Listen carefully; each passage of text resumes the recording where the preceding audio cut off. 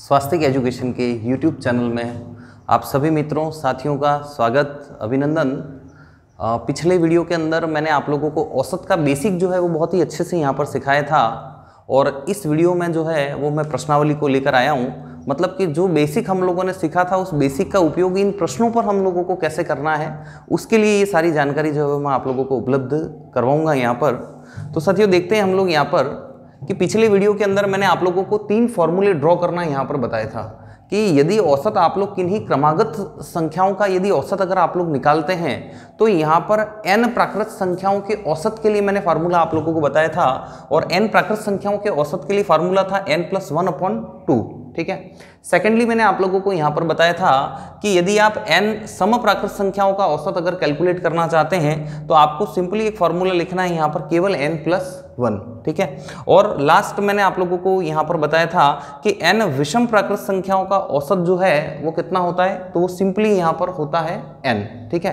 तो मैंने आप लोगों को ये जानकारी जो है वो पिछले वीडियो के अंदर प्रॉपरली दी है। इनको हम लोगों ने कैसे ड्रॉ किया है इसको अगर अच्छे से समझना चाहते हैं तो छात्रों को ये कहूँगा कि वो मेरा पिछला वीडियो जो है वो देख लें तो आपको ऑटोमेटिकली आइडिया लग जाएगा। प्लेलिस्ट के अंदर आप लोगों को औसत देखना है, औसत में पार्ट 1 जो है वो आप लोगों को देखना है। ये जो वीडियो है वो औसत का पार्ट 2 वीडियो है। ठीक है। चलिए अब हम लोग देखते हैं यहाँ पर साथियों कि प्रथम 60 प्राकृत संख्याओं का औसत कितना होगा। ठीक है। प्रथम 60 प्राकृत संख्याओं का मतलब आप लोग समझिएगा कि 1 से लगाकर 60 तक की संख्याओं को जोड़ना है और उसके अंदर 60 का भाग लगाना है। मतलब कि आप लोग अगर औसत अगर कैलकुलेट करना चाहते हैं मतलब कि 1 से 60 तक की संख्या जोड़िए और उसमें किसका भाग लगाएंगे 60 का, तो ऑटोमेटिकली आप लोगों के पास में 1 से 60 तक की संख्याओं का औसत जो है वो आपको प्राप्त हो जाएगा। ठीक है। अब ये प्रोसेस जो है वो फिजिकली तो हम लोग करने वाले हैं नहीं, हम लोगों ने तो एक डायरेक्टली फॉर्मूला ईजाद कर रखा है n+1/2। अब देखा जाए तो इस पहले प्रश्न में के अंदर n का जो मान है वो n = कितना है आप लोगों का 60। ठीक है।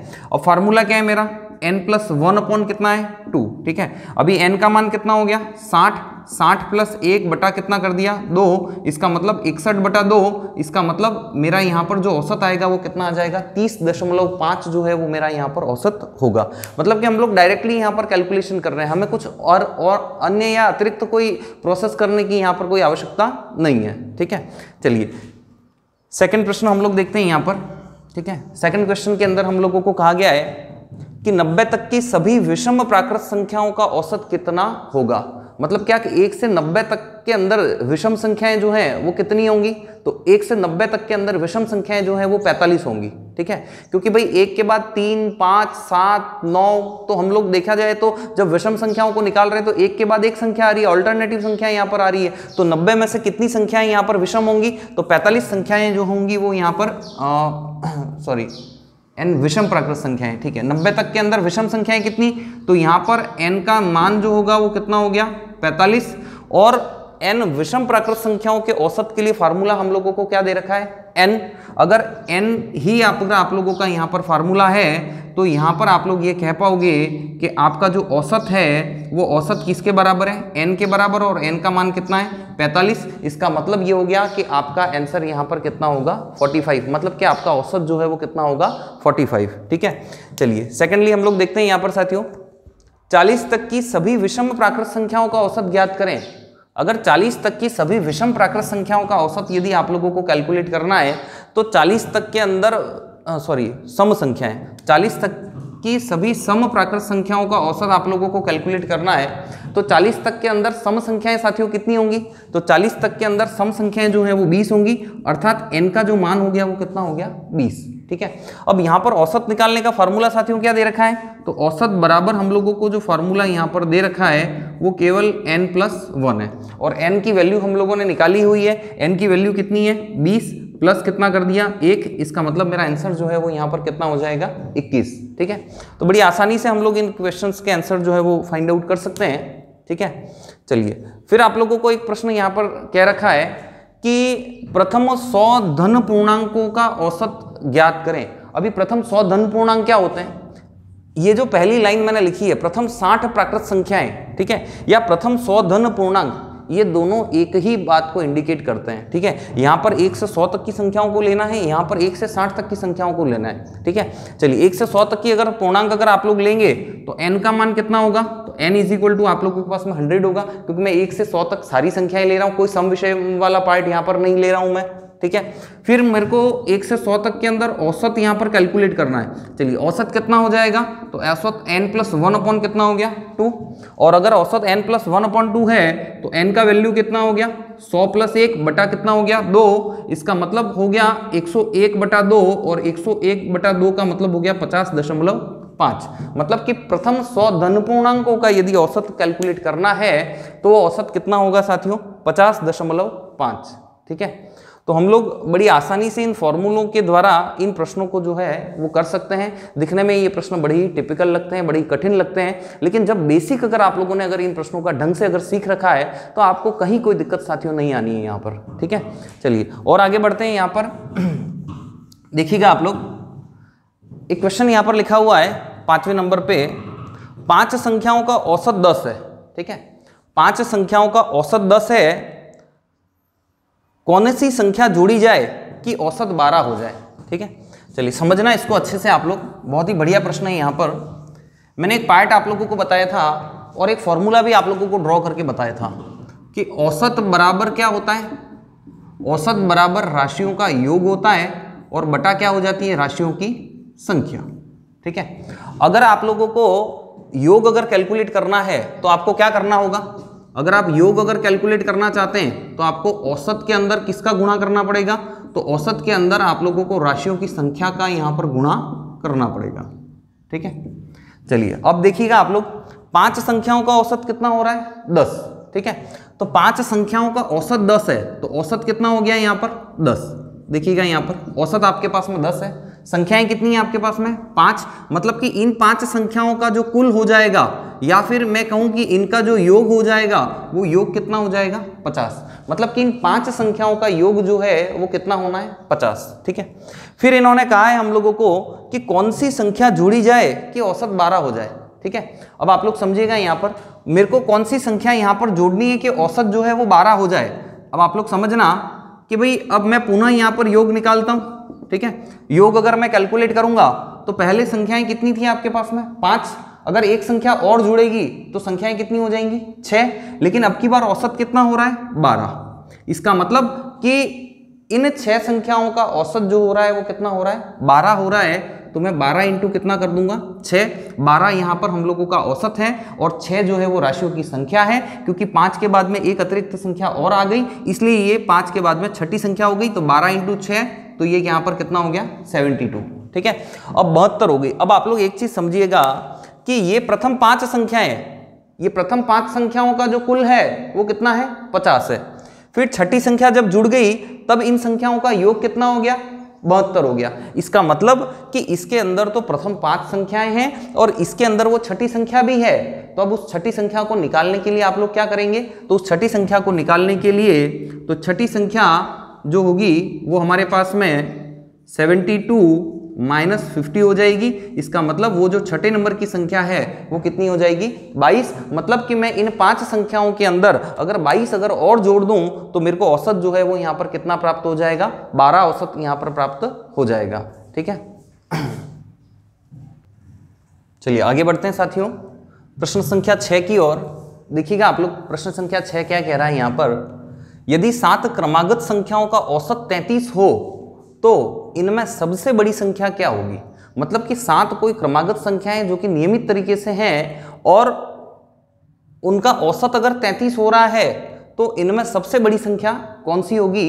जब इस प्रकार के प्रश्न साथियों जब हम लोगों को पूछे जाते हैं तो यहाँ पर हम लोग कैसे उन प्रश्नों को करते हैं वो देखिएगा आप लोग। 7 संख्याएं आप लोगों के पास में क्रमागत हैं, तब आप लोग एक चीज देखिएगा यहाँ पर कि अगर संख्याएं 7 अगर आपके पास में क्रमागत हैं और औसत 33 है तो आप लोगों को क्या करना है यहाँ पर कि 3 संख्याएं तो इसके पहले की ले लो ताकि 3 और 1 ये 4 हो जाए, और 3 संख्याएं इसके बाद की ले लो तो 4 और 3 कितनी हो जाए 7। मतलब कि कैसे करना है, तो इसके पहले की अगर 3 संख्याएं 32, 31 और फिर क्या ले लिया 30, तो 32, 31 और ये 30, ठीक है। फिर 3 संख्याएं इसके बाद की ले लो, तो 3 संख्याएं अगर इसके बाद की लूंगा तो 34, 35 और 36। ठीक है, तो अब आप लोग देख सकते हो ये सातों क्रमागत संख्याएं यहाँ पर। इन 7 क्रमागत संख्याओं का औसत कितना है आपके पास में? 33 है। ठीक है, तो अब इनमें सबसे बड़ी संख्या क्या कौन सी होगी? तो इनमें सबसे बड़ी संख्या जो होगी वो कौन सी होगी? 36। तो ट्रिक बेसिस से ये प्रश्न जो है वो हम लोग सॉल्व करते हैं। अन्यथा इसका अगर हम लोग ट्रेडिशनल पैटर्न से अगर हम लोग इसको सॉल्व करने जाए तो बहुत ही लंबा सॉल्यूशन है और उस लंबे सॉल्यूशन में हम लोगों को उलझना नहीं है। ठीक है, तो हम लोग बड़े आसान तरीके से इन प्रश्नों को जो है वो यहाँ पर करेंगे। आप लोगों ने अच्छे से समझा होगा।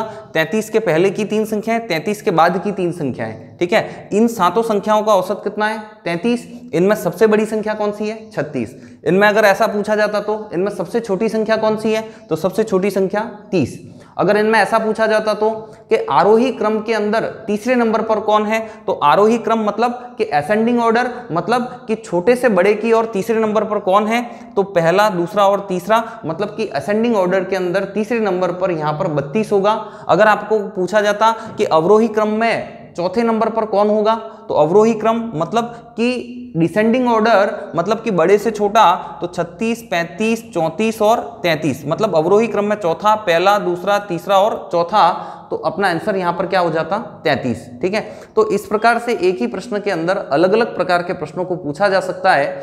सॉल्यूशन एक ही है, लेकिन आपको आंसर जो पूछा गया उसके अकॉर्डिंग आप लोगों को आंसर साथियों यहां पर देना है। ठीक है, चलिए और आगे बढ़ते हैं। यहां पर देखिएगा आप, 4 क्रमागत सम संख्याओं का औसत 27 है। ठीक है, देखिएगा 4 क्रमागत सम संख्याओं का औसत 27 है। अब आप लोग समझना है यहां पर 4 क्रमागत सम संख्याएं। ठीक है, इनमें सबसे बड़ी संख्या कौन सी होगी? अब आप लोग सम संख्या, इनके पहले की सम संख्याएं ले लो कि भाई इसके पहले सम संख्या में क्या आएगा? 26। इनके बाद में सम संख्या में क्या आएगा? 28। ठीक है, और 28 के बाद में आ गया 30 और 26 के पहले क्या आ गया? 24। तो अगर देखा जाए तो 24, 26, 28 और 30, इन चारों संख्याओं का अगर औसत निकालोगे तो क्या आएगा? 26 और 28 के मध्य वाली संख्या आएगी, और 26 और 28 के मध्य वाली संख्या जो है वो क्या है यहाँ पर? 27। तो यहाँ पर इन 4 क्रमागत सम संख्याओं का औसत कितना है? 27। अब इनमें सबसे बड़ी संख्या कौन सी है? तो इनमें सबसे बड़ी संख्या जो होगी वो कौन सी होगी? 30। इनमें सबसे छोटी संख्या कौन सी है? तो इनमें सबसे छोटी संख्या जो हो जाएगी वो 24। ठीक है, तो यहाँ पर हम लोग बड़ी आसानी के साथ में इन प्रश्नों को यहाँ पर कर रहे हैं। फिर आगे आप लोगों को कहा गया है कि सतत 5 विषम संख्याओं का औसत 95 है। अवरोही क्रम में चौथी संख्या कौन सी होगी? ठीक है, सतत 5 विषम संख्याएं। ठीक है, चलिए 95। अब 95 के अंदर संख्याएं कितनी है? 5 संख्याएं यहाँ पर। तो आप लोग ले लीजिए यहाँ पर 93 और यहाँ पर 91, और 95 के बाद में यहाँ पर क्या आ गया? 97, और फिर क्या आ गया? 99। ठीक है, सतत 5 विषम संख्याओं का औसत 95 है। तो आप लोग देख सकते हैं ये 5 अगर संख्याएं हैं तो इनका औसत कौन सी संख्या है? यहाँ पर 95 इनका औसत है। और यहाँ पर पूछा गया है कि अवरोही क्रम के अंदर चौथी संख्या कौन सी होगी? तो अवरोही क्रम मतलब कि बड़े से छोटा, डिसेंडिंग ऑर्डर मतलब कि पहला, दूसरा, तीसरा और चौथा। तो मेरा आंसर यहाँ पर कितना हो जाएगा? 93। तो अवरोही क्रम मतलब कि डिसेंडिंग ऑर्डर के अंदर साथियों यहाँ पर जो उत्तर आएगा वो कितना आ जाएगा? 93। ठीक है, चलिए अब यहाँ पर बड़ी महत्वपूर्ण पार्ट की ओर हम लोग चलते हैं। ठीक है, मैंने पूर्व में भी आप लोगों को कुछ जानकारी, जो मेरा पहला जो पार्ट था औसत का, उसके अंदर कुछ जानकारी मैं आप लोगों को दे चुका हूँ। ये जो प्रश्न अभी मैं आप लोगों को सॉल्व करवाऊंगा उसमें एक छोटी सी जानकारी है, समझना आप लोग यहाँ पर। जैसे मेरे पास में कोई संख्याएं हैं यहाँ पर 4। ठीक है, अगली संख्या है मेरे पास में, ले लेता हूँ 2, और उसके बाद कोई संख्या है मेरे पास में 3। ठीक है, अभी इन 3 संख्याओं का औसत जो है वो कितना होता है? 4 + 2 + 3 और बटा, एक मिनट इसको थोड़ा सा इंक्रीज कर लो, इसको 5 कर लेते हैं। ठीक है, चलिए अब इसका औसत अगर हम लोग कैलकुलेट करते हैं तो कितना हो गया? 7 है ना, एक ही मिनट है ना, इसको 4 और 2 6 और ये। ठीक है, हाँ ठीक है साथियों। अब देखना इसका औसत अगर हम लोग कैलकुलेट करते हैं तो औसत क्या आ जाएगा इसका? तो यहाँ पर 6 और 3 9 बटा कितना हो गया? 3, और 9 बटा 3 मतलब औसत कितना आ गया? 3। ठीक है, अभी इन सब संख्याओं के अंदर साथियों एक एक बढ़ा दो। कितना बढ़ाना है? एक एक बढ़ा देना है। अभी सबके अंदर अगर एक एक बढ़ाओगे तो ये 5, ये कितना हो जाएगा? 3, और ये कितना हो जाएगा आपके पास में? 4। ठीक है, अभी सबके अंदर अगर मैंने एक एक बढ़ा दिया तो अब आप लोग समझना 5 + 3 + 4 बटा कितना हो जाएगा 3। अभी औसत कितना हो जाएगा यहाँ पर, तो 5 और 3 8 और 4 12 और 12 बटा 3 मतलब औसत कितना हो गया 4। मतलब कि प्रत्येक राशि के अंदर जब मैंने एक एक बढ़ाया तो 5 में 1 मतलब 4 में 1 बढ़ा, 2 में 1 बढ़ा और 3 में 1 बढ़ा, टोटल कितना बढ़ा 3। ठीक है, तो औसत पर प्रभाव क्या पड़ा, औसत 3 था और औसत 3 से कितना हो गया 4। ठीक है, जब आप लोग औसत में 1 बढ़ाओगे तो कुल में कितना बढ़ेगा 3, और जब आप लोग कुल में 3 बढ़ाओगे तो औसत में कितना बढ़ेगा 1। ठीक है, अब आप लोग और समझना है यहाँ पर, इसी बात को और मैं डिस्क्राइब कर रहा हूँ। देखना यहाँ पर ये 4 है, 4 के अंदर मैं यहाँ पर 2 और बढ़ा देता हूँ, तो 4 और 2 कितना हो जाएगा 6। ठीक है, फिर यहाँ पर इसमें भी 2 बढ़ाया कितना हो गया 4, इसमें भी 2 बढ़ाया कितना हो गया 5, तो 6 + 4 + 5, ठीक है, बटा 3 हो गया यहाँ पर, तो 15 बटा कितना हो गया 3, तो मतलब औसत कितना आ गया 5। अब आप लोग देखना सब में 2 2 2 बढ़ा, ठीक है, तो टोटल कितना बढ़ा 6 बढ़ा, और उसका औसत पर प्रभाव क्या पड़ा, ये 3 था तो 3 से औसत कितना हो गया 5 हो गया। मतलब कि 3 राशियां थी, 3 में टोटल में कितना बढ़ा 6, और 6 के बढ़ने से औसत में परिवर्तन कितना आया 2 का। ठीक है, तो यहां पर यही बात समझनी है कि जब आप कुल के अंदर कोई परिवर्तन करते हो उसका औसत पर क्या प्रभाव पड़ता है, और औसत में अगर कोई परिवर्तन करते हो उसका कुल पर क्या प्रभाव पड़ता है। ठीक है ना, मैं ये कह सकता हूं कि अगर मैं किन्हीं कक्षा के अंदर बैठे हुए बच्चों के औसत भार के अंदर अगर 2 किलोग्राम की वृद्धि कर देता हूं, अगर मैं औसत भार के अंदर अगर 2 किलोग्राम की साथियों वृद्धि कर रहा हूं, इसका मतलब कक्षा में बैठे सभी छात्रों के अंदर 2-2 किलोग्राम और जुड़ जाएगा।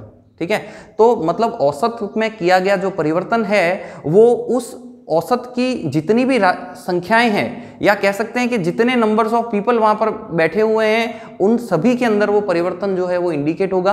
ठीक है, तो इस बात का आप लोगों को यहाँ पर विशेष ध्यान रखना है। ठीक है, चलिए देखते हैं आप इस प्रश्न को कैसे करेंगे। 2 तरीके हैं इस प्रश्न को करने के। एक कक्षा में 31 छात्रों का औसत भार 30 किलोग्राम है। ठीक है, अगर 31 छात्रों का औसत भार अगर 30 किलोग्राम है तो 31 छात्रों का कुल भार कितना होगा, तो 31 छात्रों का कुल भार। ठीक है, पहले ही मैंने बताया आप लोगों को कि आप लोगों को जब कुल निकालना है या राशियों का योग जब आप लोगों को निकालना है तो औसत में राशियों की संख्या का आप लोग क्या कर देते हैं, गुणा कर देते हैं। औसत कितना दे रखा है यहाँ पर 30, राशियों की संख्या मतलब कि छात्र कितने हैं यहाँ पर 31। ठीक है, तो अब आप लोगों के पास में यहाँ पर कितना आ जाएगा, तो 930 किलोग्राम। मतलब कि इन 31 छात्रों का कुल भार जो है वो कितना है आपके पास में 930 किलोग्राम। ठीक है, अब सेकेंडली आप लोगों को यह कहा गया है कि यदि अध्यापक का भार भी और सम्मिलित कर लिया जाए तो औसत भार में 500 ग्राम की वृद्धि हो जाएगी। ठीक है, अगर एक अध्यापक और आएगा तो 31 की जगह पर यहां पर कितने हो जाएंगे साथियों 32। ठीक है, और औसत भार अगर 500 ग्राम से अगर बढ़ेगा तो 30 किलोग्राम तो ऑलरेडी भार है, और 500 ग्राम अगर और बढ़ जाएगा तो मतलब 30 दशमलव कितना हो जाएगा 5, मतलब कि 30.5 किलोग्राम का भार जो है वो यहां पर हो जाएगा। और कितने जनों का होगा, 32 जनों का। 32 जनों का औसत भार अब कितना बनने वाला है, 30.5 बनने वाला है। ठीक है, चलिए करते हैं इसको। अब 32 में कौन है आपके पास में, छात्र प्लस कौन है, अध्यापक। ठीक है, छात्र प्लस अध्यापक का कुल भार, तो यहां पर आप जब कुल भार अगर निकालोगे तो कुल भार में आप लोग क्या करोगे, तो 32 इंटू आप लोगों के पास में यहां पर कितना हो जाएगा, तो 30 दशमलव कितना हो गया यहाँ पर 5। ठीक है, चलिए अभी यहां पर हम लोगों ने 30.5 अगर हम लोग यहां पर मल्टीप्लाई करते हैं तो ये हमारे पास में कितना आ जाएगा यहाँ पर 32 इंटू 5 अगर मैंने किया 160, तो 0 और 60 तो मतलब ठीक है, फिर 32 इंटू 3। ठीक है, 32 इंटू 3 मतलब कि 96, और 96 और 1 कितना हो जाएगा 97, तो कितना हो गया, मतलब कि 976 किलोग्राम, 976 किलोग्राम। ठीक है, अब 976 किलोग्राम जो भार है वो किन किन का है, उसके अंदर 32 छात्र तो हैं ही हैं, सॉरी 31 छात्र तो हैं ही हैं, लेकिन एक अध्यापक भी इसके अंदर सम्मिलित हो चुका है, किसमें 976 में। लेकिन ये जो 930 किलोग्राम जो भार है उसमें केवल और केवल 31 बच्चे सम्मिलित हैं। तो अब आप लोग स्वयं विचार करें कि अगर केवल अध्यापक का भार अगर निकालना है तो 976 में से कितना घटा दूंगा, 930 घटा दूंगा, तो अध्यापक का भार, तो अध्यापक का भार बराबर कितना हो जाएगा, तो 976 माइनस 930 और 976 में से अगर 930 गया तो यहाँ पर कितने किलोग्राम हो जाएगा? 46 किलोग्राम। मतलब कि अध्यापक का जो भार होगा वो कितना हो जाएगा? 46 किलोग्राम हो जाएगा। ठीक है, अब एक चीज यहाँ पर समझना, आप लोग ये देखना, यदि अध्यापक का भार, ठीक है, यदि अध्यापक का भार भी यदि 30 किलोग्राम ही अगर होता तो क्या वो औसत में कोई परिवर्तन कर पाता? नहीं। अगर अध्यापक का भार भी 30 किलोग्राम होता तो यहाँ पर औसत में कहीं कोई परिवर्तन नहीं होता। और अब हम लोगों को यहाँ पर चूंकि अध्यापक के आने से 500 ग्राम की वृद्धि हो रही है औसत में, इसका अर्थ ये होता है कि वो 500 ग्राम जो है वो उन 32 जनों के अंदर और एडिशनली जुड़ जाता है। ठीक है, इसको करने का एक बार इसको आप लोग उतार लें, मैं एक और दूसरी विधि भी आप लोगों को यहाँ पर समझा रहा हूँ। एक बार इसको अगर आप लोग स्क्रीनशॉट लेना चाहें तो ले लें इसका। ठीक है, चलिए अब दूसरी विधि क्या इसकी पहले वो समझना आप लोग, कि जैसे 500 ग्राम, ठीक है, अध्यापक का औसत भार के बराबर तो भार अध्यापक का होगा ही होगा, लेकिन अतिरिक्त भार कितना होगा? तो अतिरिक्त भार बराबर आप लोगों को क्या करना है?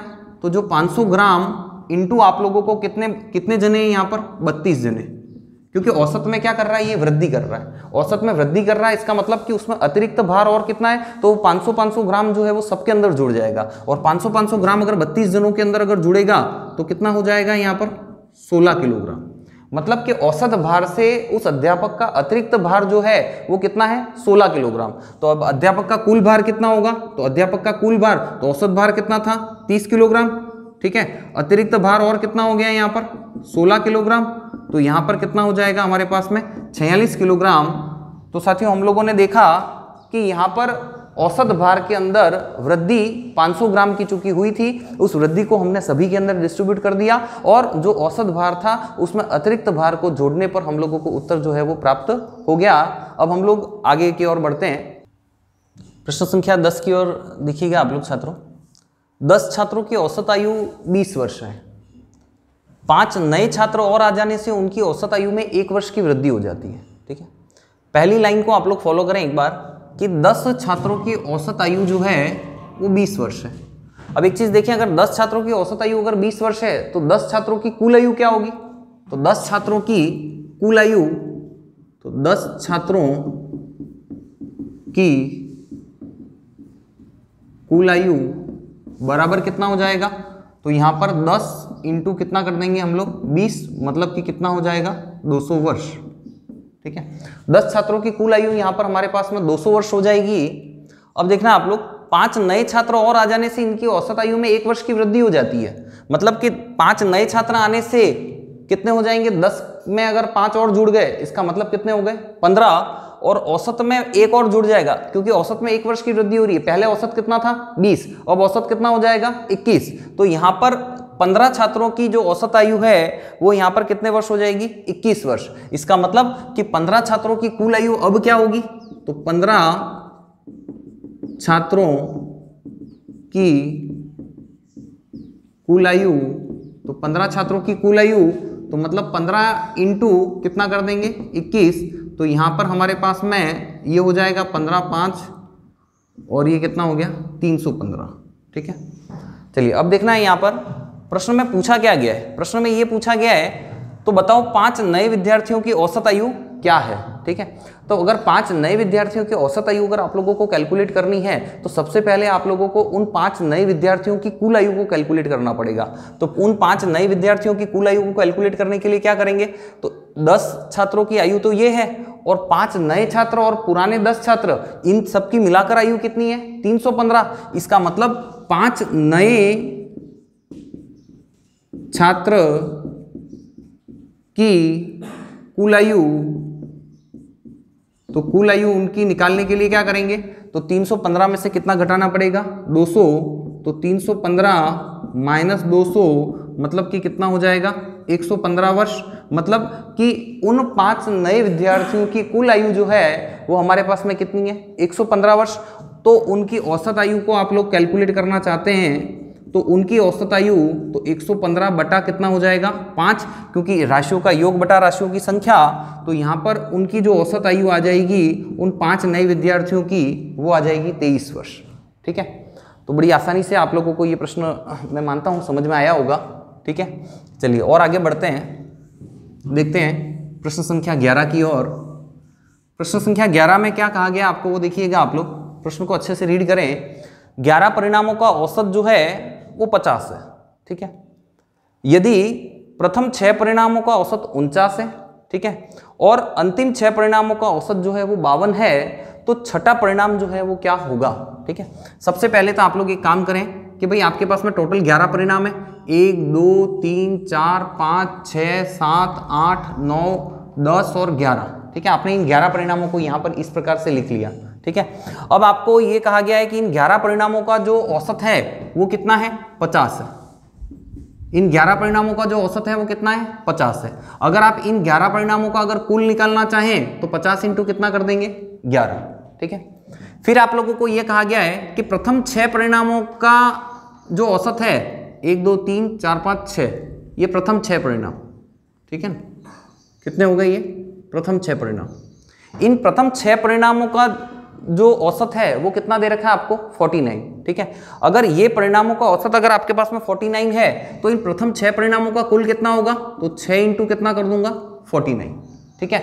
इसके अंदर ये परिणाम, ये छठा परिणाम यहाँ पर ये है, ठीक है, जिसका कि हम लोगों को मान पूछा है, ठीक है, छठा परिणाम। चलिए अब आप लोगों को यह कहा गया है तथा अंतिम 6 का औसत 52 है, ठीक है। प्रथम 6 का औसत जो है वो आपके पास में 49 दे रखा है, और अंतिम 6 में 1 2 3 4 5 और 6, तो ये छठा परिणाम दोनों में ओवरलैप हो रहा है, ठीक है। आप लोग देखिएगा यहाँ पर ये छठा परिणाम दोनों के अंदर आ रहा है। अगर इसका कुल निकालेंगे तो 6 इंटू कितना हो जाएगा, 52, ठीक है। अब आप लोग एक चीज देखना, अब मुझे करना क्या पड़ेगा यहाँ पर छठा परिणाम निकालने के लिए। ये छठा परिणाम देखो, इस प्रथम 6 के अंदर मेरे पास में ये 5 तो एक बार है, लेकिन ये छठा परिणाम भी जो है वो एक बार है यहाँ पर। लेकिन जब मैं इसको भी देख रहा हूं तब यहाँ पर ये सारे परिणाम एक बार हैं, लेकिन ये परिणाम भी एक बार उपस्थित है। तो इसका मतलब जब मैं इन दोनों को अगर ऐड करूंगा तो ये छठा परिणाम जो है वो कितनी बार आ जाएगा, 2 बार आ जाएगा, ठीक है।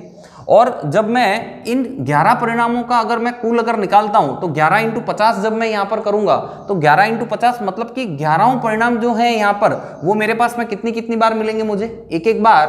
तो मैं यहां पर क्या करूंगा कि मैं इन दोनों का जो मल्टीप्लिकेशन है उसको जोड़कर मैं क्या करूंगा, इसका जो मल्टीप्लिकेशन मेरे को प्राप्त होगा उसको उसमें से मैं क्या कर दूंगा, घटा दूंगा।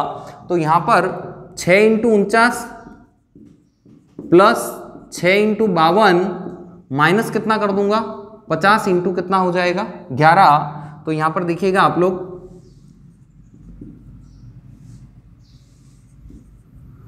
फिर प्लस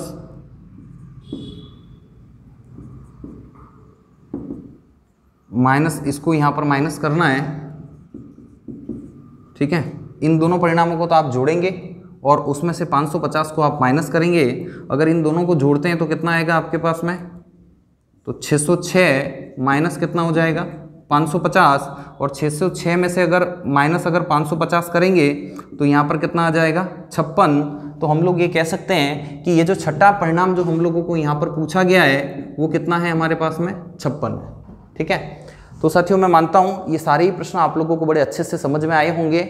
ये सारे ही प्रश्न जो हैं वो बड़े ही महत्वपूर्ण प्रश्न हैं औसत टॉपिक के लिए, और इनकी प्रैक्टिस जो है वो अगर आप लोग करते हैं तो निश्चित तौर पर इससे आगे के प्रश्न भी जो हैं वो आप लोगों को यहाँ पर समझ में आएंगे।